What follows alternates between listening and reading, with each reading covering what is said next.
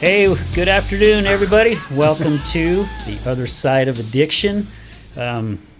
We are sad to say we're missing our co-host, our lovely Lori Warburton. Yeah, Lori, we know it was an emergency, but, you know, we miss you. Yeah, take care of family first. Family is definitely first. So Today we got Brad on the show. He's popping in front from behind the camera. So I know I'm not as good looking as Lori, however, you know, I got some stories to share too.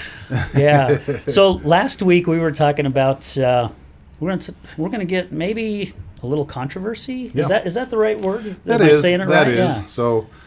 But hopefully people that are listening to this will do so in good spirits and learn something from it. And Yeah.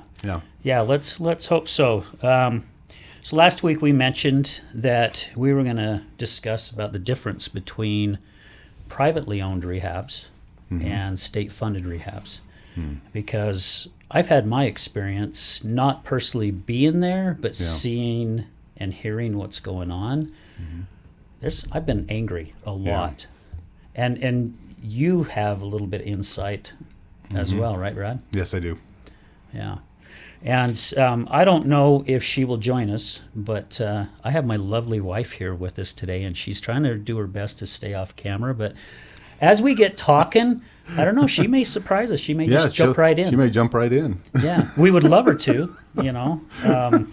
We'd really like to get her to jump in. But if she's not comfortable, we understand with that. So. You do.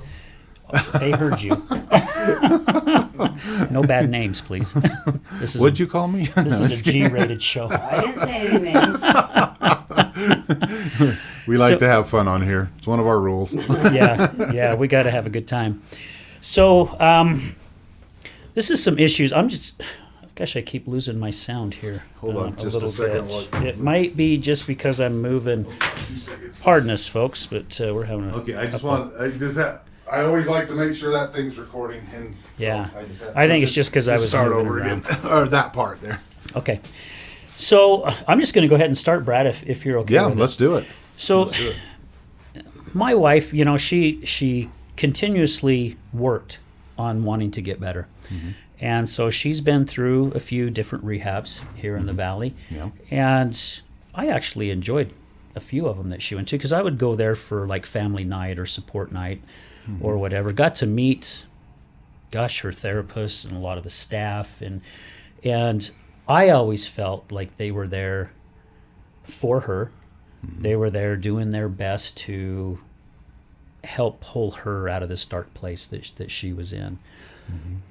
As time went, and we didn't have the insurance, which that's another whole dog and pony show to talk about, because there's so many people that really do want help and they can't get help because they don't have the insurance and they don't have the money to pay for rehab. Right. But when she went into these state-ran programs, well, I tell you what, Brad, my blood would be boiling quite a bit, because first of all, I was never allowed inside. I never got to go inside, never got to meet. And this was pre-COVID. Pre-COVID. This was, and I'm glad you brought that up. Yeah, So this was just pre-COVID. wanted to make sure people understood. Yes, so thank you. Never allowed inside, never met any of her therapists. No one ever really talked to me about where she was at. Yeah. Where if she was advancing, not advancing. But I quickly found out, in my eyes now, this is just my own personal opinion, folks. It's, maybe it's not everybody's, but I don't think they wanted her to climb that staircase, because every time she got close to the top, it's almost like somebody was at the top with their boot, size 10, and they just pushed her right back down again. Exactly. So that would really get me angry. I mean, she was never disciplined in 5 out of the 7 rehabs. Now, just so people understand, that's last 2 part places of the treatment, right? was state-funded programs. Okay, not the first 5, but the last 2. Never, ever in trouble. Never disciplined, never written up, ever. State-run programs, that girl was in trouble all the time. Yeah. So, the philosophy on many of those, the name the type of therapy that many of them use. The name of it slips my mind right now, but they believe in tearing the person down to build the person back up. And again, I'm got to make sure I come across here in a good manner here. I am not a licensed therapist. However, I've been in the industry 30 plus years, worked with a lot of people, over 3,500 families, and I've seen a lot of the ins and outs of how these programs work. And many of them think that, and they're based off of somebody's philosophy that this is how everybody needs to be. And I see this with self-help programs too. That I found the golden nugget, and that is a person has to, go to sleep sticking themselves with needles all night long. I've seen some strange things out there, but they come up with these philosophies and think this is going to work for everybody. And it just doesn't. Right. It just doesn't, Al. Because the programs that many of the state, many of the state programs have, they tend to think that model of tear them down, build them up works. Well, it does for a small percentage of the people. Well, it works for our military. It works for the military, exactly. Yeah. But that does not work for the majority of the people. Again, it comes down to motivations. Some people are motivated by, Tony Robbins used to refer to it all the time as the carrot and the stick. So you have the carrot out there, which is motivation moving towards, or you have the stick, which is I'm going to beat you until you change, kind of a thing. Good point. Not literally, but figuratively. And so it's a matter of finding, and I'll be honest with you, it's a high percentage of people that need the stick. In other words, things need to be taken away from them in order to get the motivation. However, I've also seen programs where they have the carrot there, where it's look at what type of a life you could have if you would just follow this program. We could help you overcome some of these detriments that you've had in your life, and we understand trauma, we understand things that you've gone through, and that needs to be fixed. The core needs to be resolved, and then other things will open up for you. And so many programs are good that way. But again, we're not. This is what's so hard about this, to beat up on the. We're not trying to beat up on the state programs. We're just trying to let people know that there's other options, because sometimes people will go there because of lack of funding, and they'll have to get the government funding, and they go there and then they just have a bad experience. They give up, and then they end up doing more drugs. Yeah. And so, but we just kind of want to let you know that there's a lot of options out there. We want to make you aware of. So. Yeah, and I like the point that you brought up that. Some of these, they're there to beat you down. Mm-hmm. From my experience, from some of the other people that I met that was in these rehabs, the same ones that my wife was in, they've already been beat up. Mm-hmm. I mean, why do they need to continue to be beat up? Because also, I was just as guilty, because I was beating her up for her addiction as well. Right. So she's not only getting it from me, she's getting it from the rehab, who's supposed to be there to help her. Yeah. It's like, they don't win. Yeah, I mean, there's no winning, right? Where do they go to get the support? Because they're not feeling the support at the rehab. Right. So. Well, and I've seen this too, and this is just not necessarily. I'm not a licensed therapist, so I don't want to use the word advice, but I will encourage people that when, like families, because I would always work with the families, or predominantly work with families after they came out of rehab. And it was my job to make sure they followed through on everything that their therapist set them up with in the treatment program. So they would have their aftercare, which would be set up, and I was there to make sure they followed through on it, to give them the best chance that they could to get through it. And I would always have to tell the parents right up front, your child is going to relapse, because they were thinking they're going to come out and everything's going to be fine. No, they're going to relapse. However, don't panic. It's part of the process, okay? It's all learning things. And so I would tell parents this, and I found it worked almost with every client I use. Sometimes I'd have to be tough and do the tough love thing. However, I thought it was a very different reaction when the person would call me and say, Brad, I screwed up.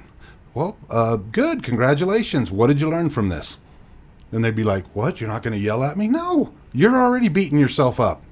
I don't need to beat yourself up. You're probably already feeling like you want to give up. Well, yeah. Well, you learned something from this moment. You learned something from from falling back off the wagon here. What is it you learned? Well, I learned that I shouldn't call this one particular friend. All right, what are you going to do next time when you're feeling like you want to call this one particular friend? I'm not going to go there. All right, let's see how that works, and go on to the next one. And the fallings get less and less and less as you go on with time. It's just a long-term process. But just to your point there, Al, that to me, that's what people need, is the understanding. They're already beating themselves up. They don't need any more. Yeah, and that's where I feel like the state-run programs, that's what they do the most, is beat you up. Yeah. Plus, you have to Not fit. literally. We got to put that right, out there. yeah, it's not like throwing punches, but, However. and in the privately owned, you have your therapist and you have your groups that you talk.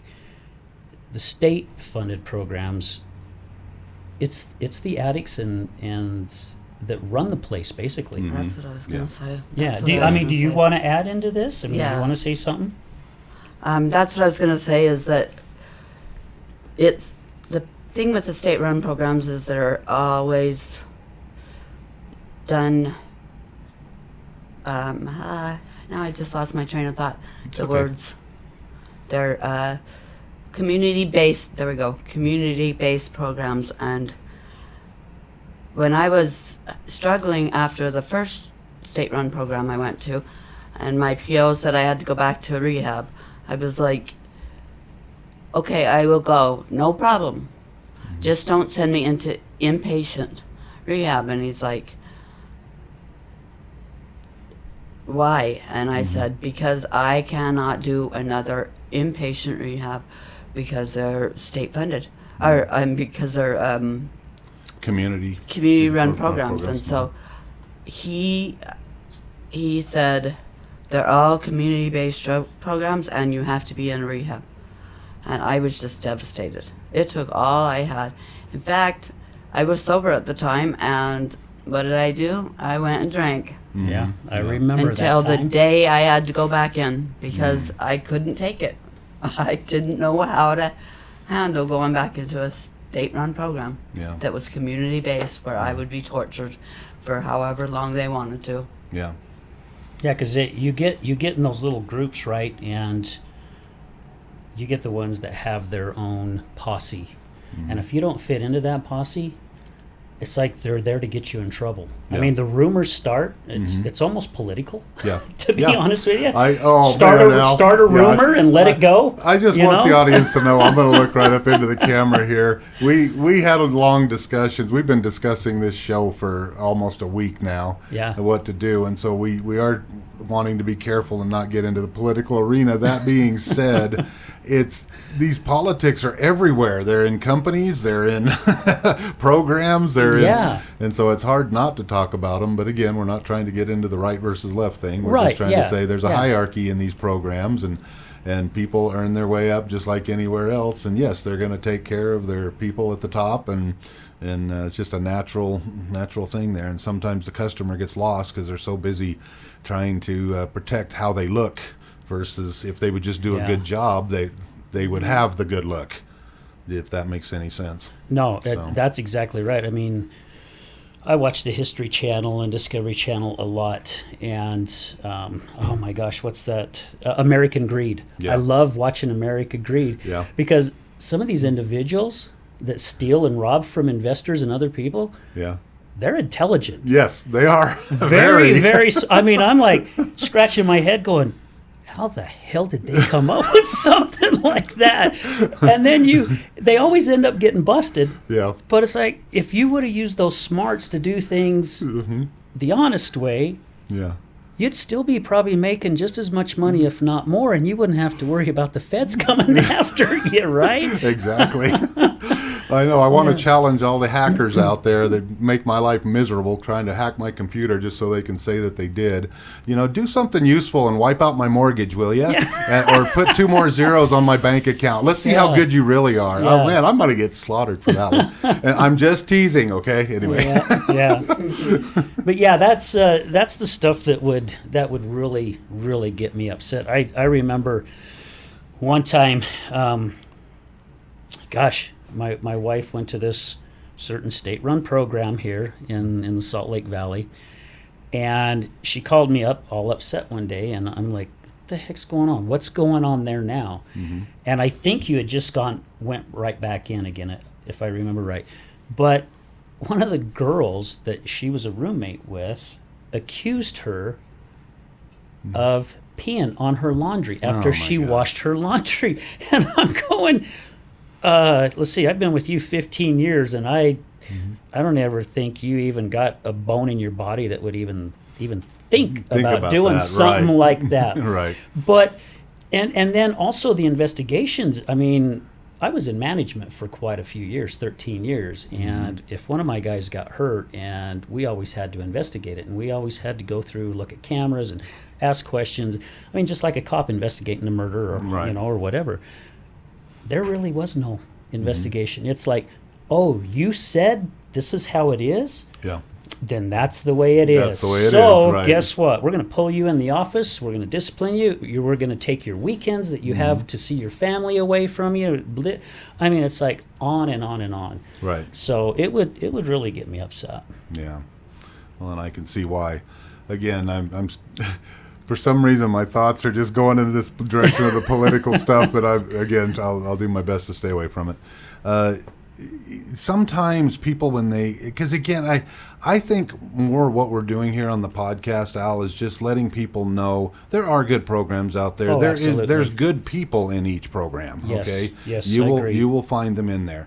But again, sometimes I think what we're trying to say is some of them you're not going to be able to change the rules no matter what, because it was decided by a legislature, or it was decided by, as Sarah Palin used to refer to them as death panels. It's people sitting in a room who've never really been through all this stuff, making decisions based on stuff they don't really know. Yeah, agreed. And I'm sorry I can say that because that happens, all right? I know that for a fact. And yeah, they'll bring in specific doctors or therapists and stuff like that to kind of cover themselves and whatnot, but it still is based on the opinion of that particular psychologist, psychiatrist, or whatever. Again, not trying to slam anybody. I'm just letting you know that you might go there and it may not work. That's okay. Yeah, There's absolutely. other options. Don't get discouraged. Go there, see if it works, because as we're back, as your wife brought up, we talk about the success of the people with the hammer, so to speak, the stick, that have to be beat up. Again, there's a small percentage of the population that need that. Yeah. Well, let's take the people that need that. Well, how do you know that they need that? Oh, they'll know within 3 days what type of treatment they need. Yeah. For sure. But you're not going to know just by looking at the person and going, oh, well, I think that guy's kind of gruff. He's going to need the beat down. No, you do not know that until you go there. 3 days is what it takes. And then you can assess and you can see, all right, this isn't going to fit. So, but to know that and then continue on, that particular treatment just does more damage. Yeah. And what I've seen in the programs like that is what the person does is they just say, I'm just going to do whatever I got to do to get out of here. Yes, I'm going to sing if they want me to sing. I'm going to dance if they want me to dance. And I'm just going to be a good little boy. And then when I get out, I'm going to go do whatever the crap I want to do. And do you see that? Can I clap? Please. Oh, I see it. Yeah, because like I say, I've Love actually it. talked to people. However, if they could find out and discover right then this isn't going to work, and be honest with them, I don't think this program's going to work for you, or adapt your program to work with people like that. And that's what I would consult programs on, is how to do that, so they don't necessarily have to lose clientele. And so anyway, but thank you. But yeah, I see it. So Yeah. Yeah, and you've been around it a lot and- more than I have. Apologize. Go ahead. That's okay. That's the thing that is the problem with it, is because these people are coming, most of the people with state-run programs are coming from jail or prison, where they have no other choice. they have no other choice. It's jail or prison or one of these rehabs. So help them. If this rehab is not going to help them find something else that's going to work for them other than jail or prison. Because jail and prison sure as hell is not going to help them. No, because they can get whatever they're looking for in jail and prison, right? Yeah. I mean, I remember stories from you after you would get out of whatever issue that you were in, where you found out where you could go buy heroin or coke or whatever you wanted, right?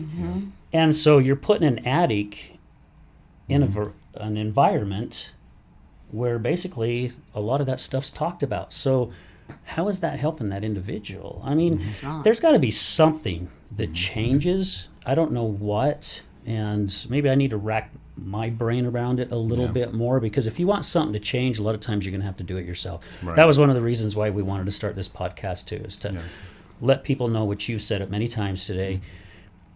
There's other resources out there. You might have to do your research and do a lot of checking, but there is help out there. But yeah, this and gosh, I want to bring this up, and you even brought it during one of our breaks. You brought it up, but when we had Darlene here from the Kraft Family Support Group, she brought up, why is it that people who have an illness like cancer or maybe heart failure or lung disease or whatever, why is it that everybody's opening up their arms and everybody's willing to help? But if you have a drug addiction or an closed doors.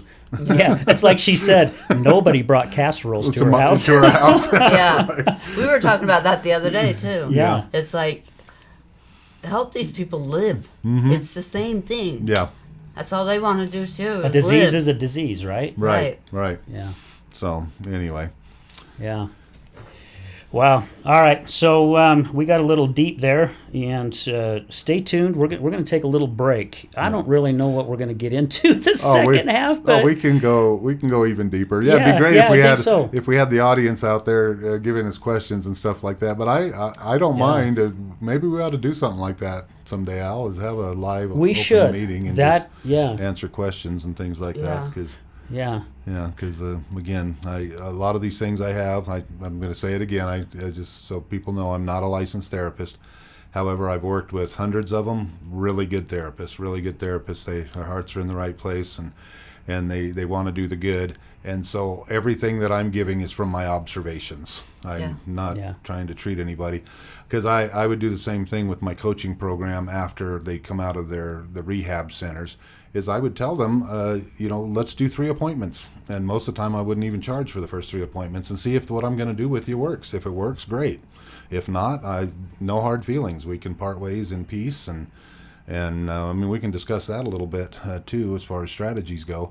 But I found that to be a great model. But guess how many people over the years that I've had say, no, this isn't going to work. I've had 3 in my whole career. Wow, holy cow. So anyway, because I come at it from such a different, aspect and stuff, from things I've learned and derived from people, just like studying their situations and what's happened. And man, there's so many components to it. Let's take a break, Al, and then we can get into that. All right, so guys, stay tuned. We'll be right back after this short little break. Thank you for tuning in, and we'll be back shortly. We at High Point Coffee are proud to sponsor the Other Side of Addiction podcast. If you've never heard of us, High Point is a warm and inviting little coffee house just on the corner of 7800 South and Redwood Road. Our shop has easy access drive-through, free Wi-Fi, and plenty of comfortable seating, with charging stations good for everything from studying, business meetings, or get-togethers with friends. We opened High Point's doors in November of 2007 and have been happily growing ever since. We love what we do and refer to our customers as family, because that's the way you are treated here. We don't believe that anyone should walk away from our coffee house with anything less than a huge smile and a great cup of coffee. We have a full menu of options, from hot lattes to top-of-the-line frappes and delicious smoothies. We are a family-oriented establishment with huge selection for kids and any non-coffee drinkers as well. We also have fresh, delicious pastries, homemade breakfast croissants, pretty much anything your heart desires. Come see us at High Point Coffee in West Jordan, on the corner of 7800 South and Redwood. We look forward to meeting you. This is Gregory, owner of Lift Up Concrete, proudly serving the Wasatch Front for the last 12 years, lifting sunken flatwork for both residential and commercial applications. Only fully trained professionals lifting concrete at your residence with the same quality of material and method used at every commercial job we ever do. Don't replace it, lift it. liftupconcrete.net, 801-792-4535. Contact us at liftupconcrete.net, or if you're looking for a complimentary quote, 801-792-4535. Again, 801-792-4535. Again, this is Gregory, Lift Up Concrete Lifting.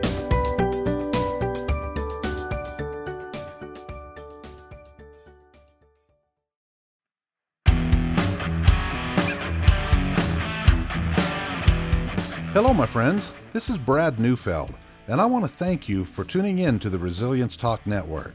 You can listen to my show, Resilience, every morning, Monday through Friday at 8 a.m. Mountain Standard Time. On my show, we will be discussing what it takes for you to overcome the day-to-day challenges that all of us face in life, as well as some of the devastating ones that may lead us to feelings of hopelessness and despair. It's my goal to provide you with the tools and skills that you need to overcome anything that is thrown your way. To find out more about my show, visit our website at www.resiliencetalk.com. That's www.resiliencetalk.com. And as always, until we meet again, go for everything that you want in life and make it happen.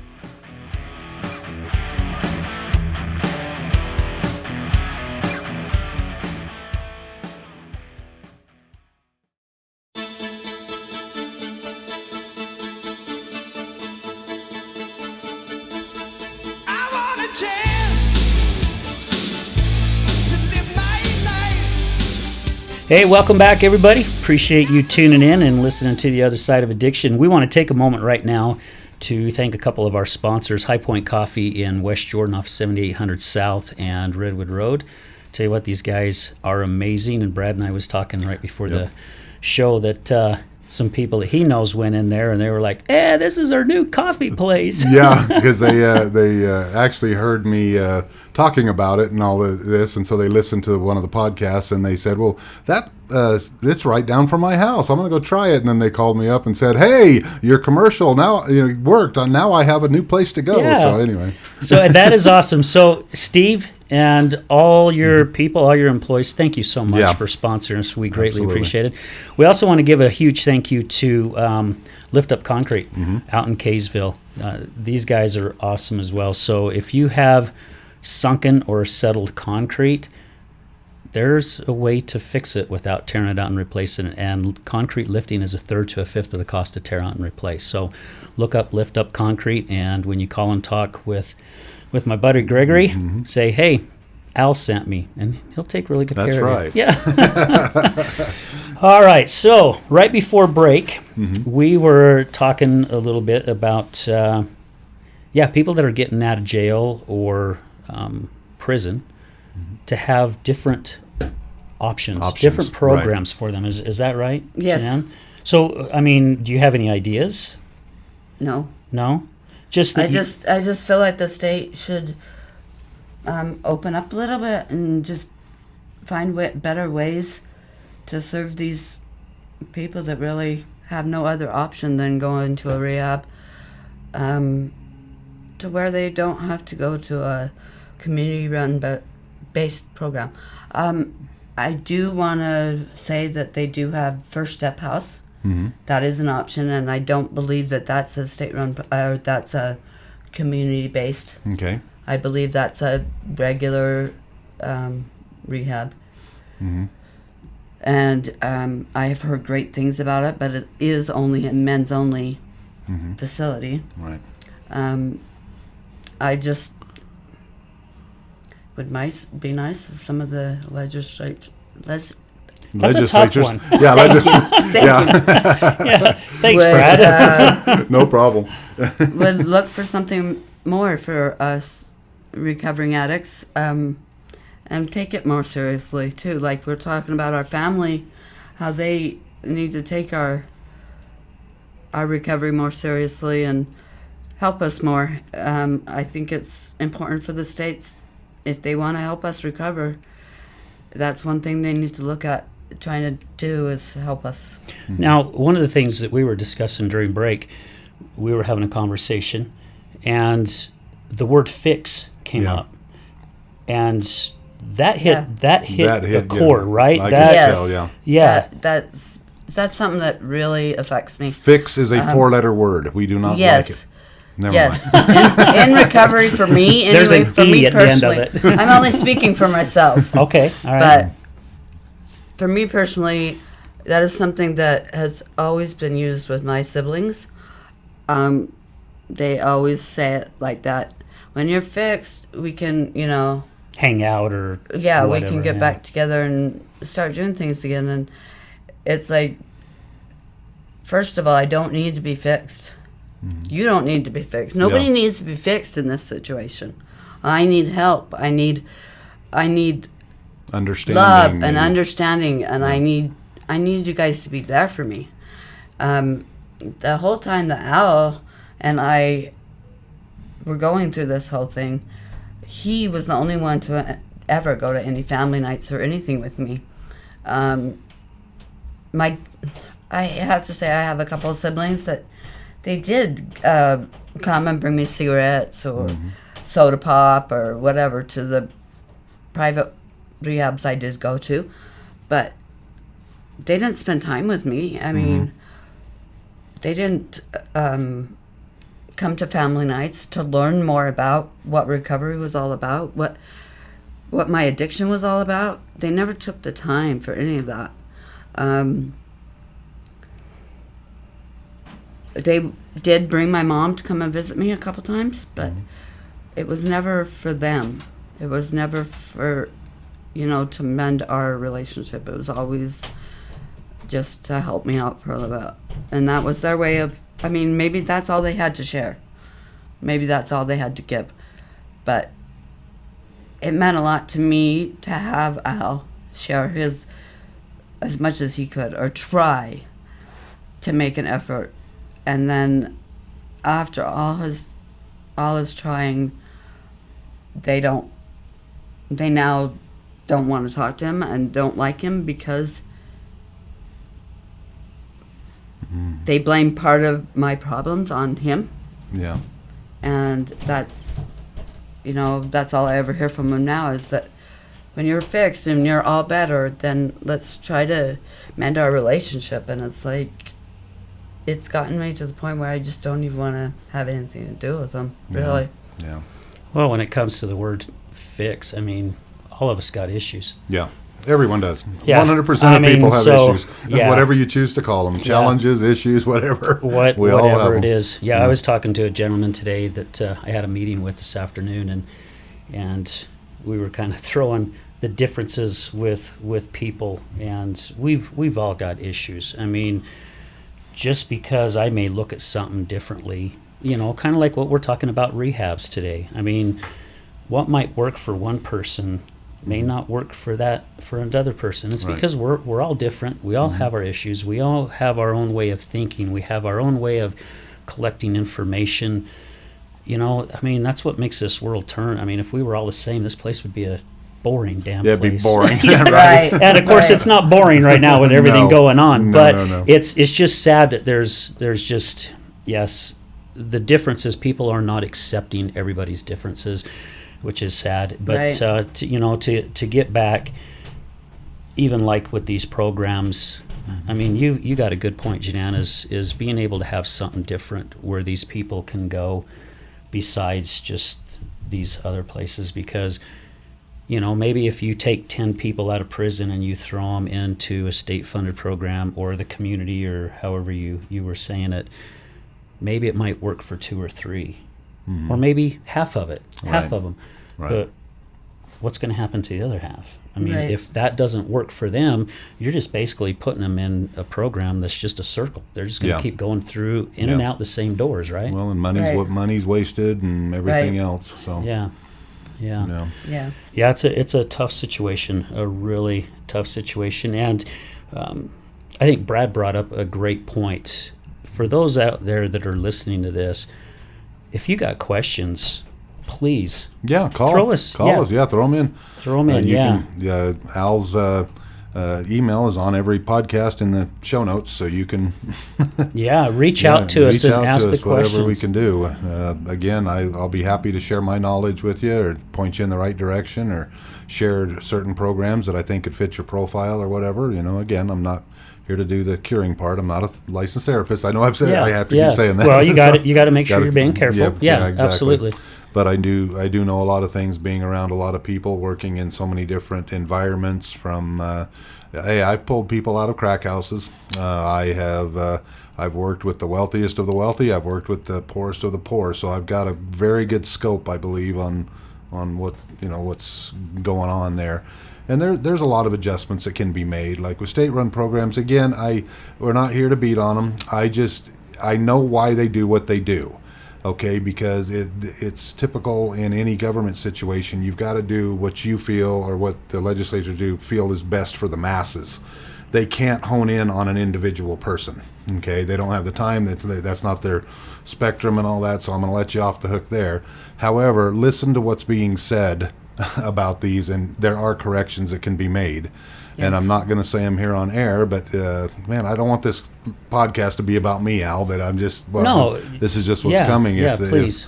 If my knowledge is here to share with anybody who wants it, and I've worked with several government agencies. I've actually set up a lot of programming that's going on even here in the current state of Utah and stuff like that. It's been years ago, but I'd be willing to share my knowledge. I've just given up after a while because I'm not somebody's friend and who's in government, and so I'm sorry. I'm just telling you the truth. Yeah. I get pushed to the side because I'm not somebody's friend or somebody that can benefit off of the programming they do, and so I'm just like, okay, I'll just take what I know to my grave if I have to. But sounds like a state-run program. Correct. So anyway. and it's a shame that this stuff has to happen because. Yeah. I mean, there are people out there that are addicts and that they're okay living their life the way they live it. Mm-hmm. But there are also a ton of them out there that want to get better. Mm-hmm. There's something has to change. I mean, the greed, the power, whatever words you want to put behind it, it's got to stop because people are griping about seeing the homeless downtown Salt Lake in their tents, or you're up there, I mean, Jenann and I, we were just down there last week, and you could see some of the people that, are high. I mean, we had somebody smoking a doobie just a couple steps down from us. Right. And it's like, well, okay, it's all good. I mean, that's them. I'm not going to, because I had my time of doing that, But they were doing it right in broad daylight, like it was nothing, Right. But, I mean, there are people that want help, and there's got to be something different, because like you said, everyone's different, and it's a profile. So, like, if there's a high case FBI, whatever may be going on, they use profilers. Yeah. Heck, there's series on TV now with profilers. Yep. Yes, we have therapists in criminal rehabs. Intent. Criminal intent, and also what's the other one? Criminal minds. Criminal minds. So why don't we have somebody like that in rehabs? Yeah. To where somebody comes in and they sit down with them, because these people, to be able to sit down and be able to read somebody like that, my gosh, they can figure profiles out by your mannerisms, DNA, DNA off of doorknobs. The way now, you turn your eyes, the way you yep. So why don't we pay somebody like that to come in to make sure that we're putting these people in the right programs at the start, right? Instead of going through 5 or 6 or 7 or 8 or 10, however many times it may take. I mean, wouldn't that save a lot of money, a lot of heartache, and more importantly, a lot of lives? Yeah, absolutely. And I agree. Again, I understand why legislatures do what they do. They have, they're working literally 80 hours a week. They're working weekends. They don't even have time for their family. And so somebody comes in, and if it sounds good, they go with that person. Yeah. And it's like, but if you were to take a step back and see it from the outside and see what it looks like from somebody who's been in the business for 30 years, you'd see it differently. Yeah. And so anyway, it's just, but I agree with both of you. Something needs to be done, and there are ways to I'm going to use your word fix that you don't like, but this can be fixed. Okay. This system can be fixed. It's not about Well, fixing I the person. agree that it's broken. Yeah. It Yeah. needs help. It needs to be fixed. Right. Yeah. It's just not putting the label fix on somebody, on a Right. person. On a person. Yeah. Right. Yeah. Right. But again, I just want to reinforce everything that we've been talking about today comes down to me to you have options. Find what works for you. Nobody can Yes. tell you up front exactly what your plan is in 1 hour. They're not going to be able to. They can give you some suggestions, but it's up to you to go out and test things out, test the waters. Try a program for a couple of days. If you're like, nah, this doesn't feel right, it's not my fit. Again, there's literally 188 licensed programs in the state of Utah. Most of them are youth programs, but there's a lot of programs that you can, and I'm sure it's the same way in every other state. So it's a matter of going and seeing what their philosophies are. Most of them have things that you can come to a free group and kind of see what they do and wait until you find something that fits you. Because I always tell people this, there's the only person that knows what's best for you is you. Is you. Okay, nobody's going to be able to tell you that. Nobody can read your mind. You've got to speak up. You've got to ask. You got to ask for the help that you need. You've got to, because I know a lot of the addicts that I've worked with. Again, I understand they're in this dark hole, and they're telling people are saying, "Well, dig yourself out." It's like being in a well at the bottom. And it's the same with depression. You're in a bottom of a well, and all these people are walking by, and you're like, "Hey, can you give me a rope?" "Oh, pull yourself up out of there, and then I'll help you." Yeah. I need a rope. Yeah. I have no. Yeah. Yep. Like I say, depression's the same way. We could have a whole show on that too. That's how it feels. It's like everybody's telling you, "Get better, and then I'll be with you." And it's like you're saying, it's like. Help, just throw me a rope. Yeah. Give me anything. Show me how. Yeah. Yeah. And the pain is so intense that's why we do what we do. You want to break from the pain. So Well, unless you're in their shoes, you're never going to understand No. it. And that's another thing too, where I'm just as guilty. I mean, I don't know how many times I told Jenann, just freaking stop. Yeah. Come on, it's that simple. Yeah. Just stop. nope. And not in the nicest way. No, either. and not in the nicest way. But for somebody in her shoes, it's not that easy. So. Well, yeah. and I don't know if I've said that. Did I say that before we started, or have I said it on the show? I don't remember. You did. Okay. Say it on the show. Okay, But that's okay. But again, I just want to repeat that nobody can quit alcohol cold turkey. No, I mean, No. You've got to have medications. It's got to be done gradually. People who quit cold turkey die. I mean, Yeah. that's called alcohol poisoning. Yeah. And so, for somebody, families out there, I see that all the time. They're telling their their family members, quit.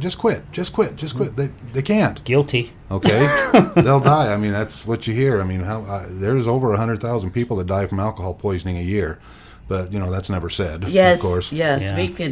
We can have episodes over that. Yeah. Yeah, absolutely. I mean, because I remember times when, she was really, really, really bad, and just tried to get her to I was stop. Like, and I would tell him, I'm like, I'm going to seize. Mm-hmm. You don't understand. And he would say, you're going to be fine. Just go shake it. She Go would- sleep it off. she would try to get me to go buy her another bottle. Yeah. And I'm like, I ain't buying you another bottle, because she's like, if I don't have alcohol in me, I will seize and I could die. Yeah. It wasn't till I went to one of her therapy sessions. I can't remember which rehab that you were in. I don't remember. But I was talking to her therapist, and she was going, the worst thing about alcohol is it's the only substance that you can die from by just quitting.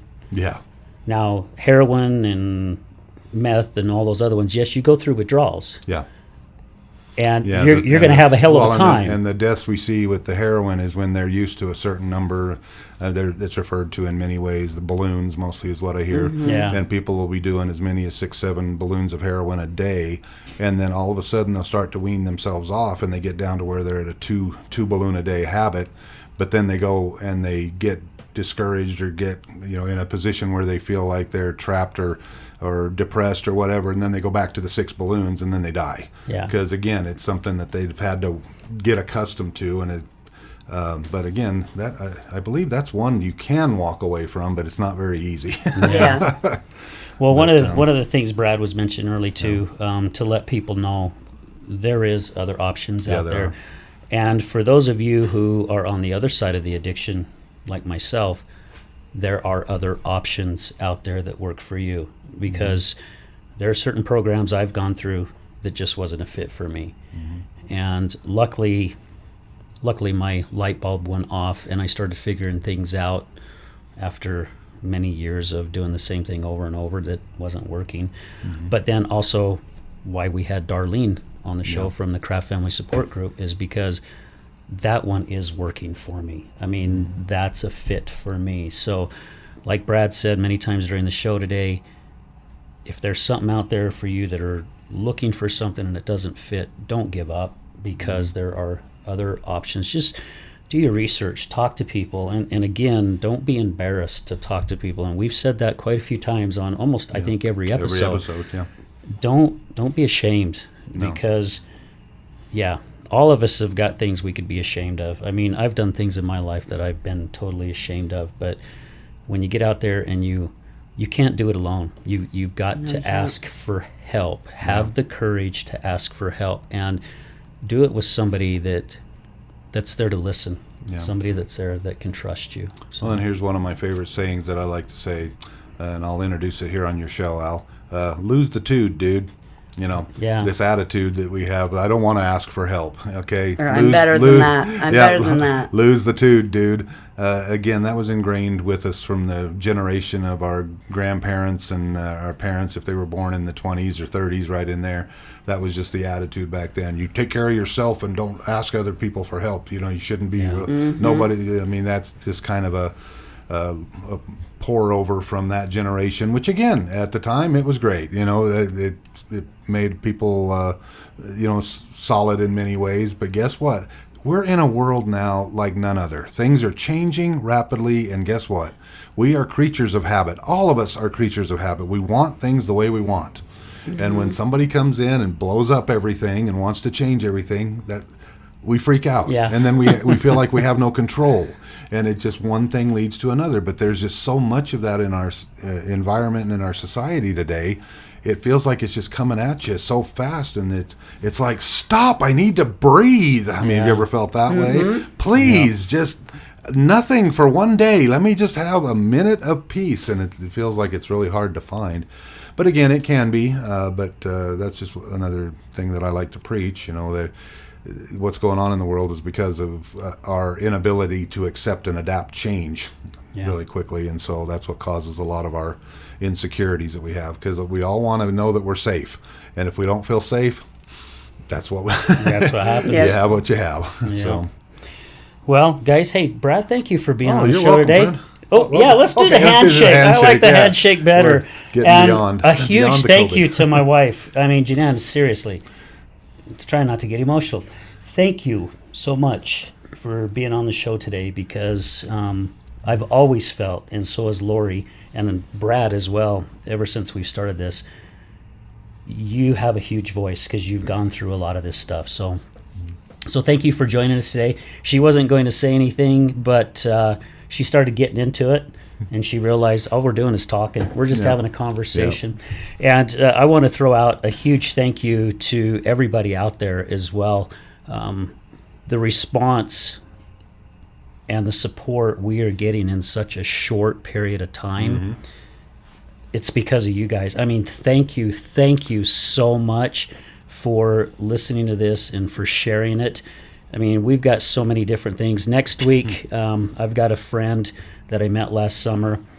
We're going to, even though we've talked a lot about drugs and alcohol on this show, next week we're going to talk about sex addiction, because her husband battled sex addiction, and thank goodness they're still together, and he as well. They've gone through quite the battles, just like with any addiction. So tune in next week to listen to her story, because I bet she's got some really good stuff to share. And again, thank you, everybody. Thank you, High Point Coffee. Thank you, Lift Up Concrete. Thank you, Brad, Resilience Talk Network, because a lot of this, again, none of this would be going out to you guys if it wasn't for Resilience Talk Network. So thank you so much, and please share, and please tune in next week. And thank you again for your support. We're out.